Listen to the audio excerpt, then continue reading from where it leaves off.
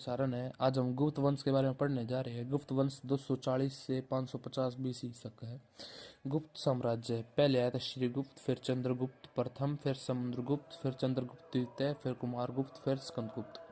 तो श्रीगुप्त 240 से 280 बीसी तक रहा। श्रीगुप्त ने कुछ नहीं किया। श्रीगुप्त का उत्तराधिकारी घटोत्कच रहा। घटोत्कच ने भी कुछ नहीं करा। घटोत्कच 280 से 319 बीसी तक रहा। जो मेन है चंद्रगुप्त प्रथम आए। चंद्रगुप्त प्रथम ने 319 से 335 बीसी तक राज किया। चंद्रगुप्त को वास्तविक में संस्थापक भी माना जाता है, मतलब वास्तविक में संस्थापक माना जाता है, मतलब राजा माना जाता है। कि जे इसको ऐसे माना जाता है कि इसी ने गुप्त वंश के राजा माना जाता है इसको ही।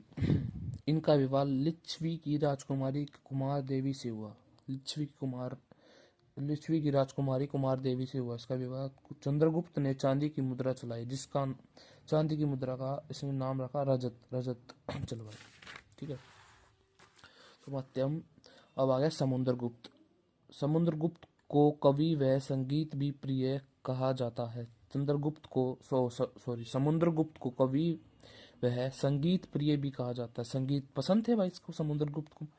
समुद्रगुप्त द्वारा चलाए गए सिक्के, कुछ सिक्के चलवाए थे भाई। वीणा वादक सिक्के चलवाए, अश्वमेध प्रकार के सिक्के चलाए, पशु के प्रकार के सिक्के चलवाए, गुरुड़ प्रकार के सिक्के और धनुधारी प्रकार के सिक्के, 5 सिक्के चलवाए।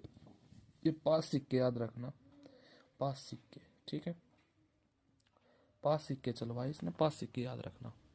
ओके, आगे। विशेष सीमित समुद्रगुप्त भारत का नेपोलियन कहा जाता है। इसको भारत का नेपोलियन कहा जाता है। किसने कहा था? इसने कहा था, विस्ट।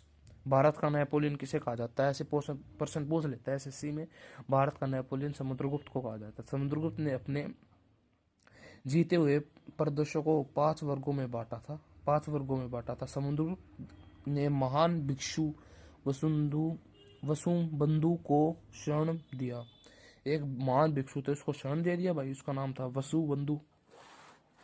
अब आया चंद्रगुप्त सेकंड द्वितीय।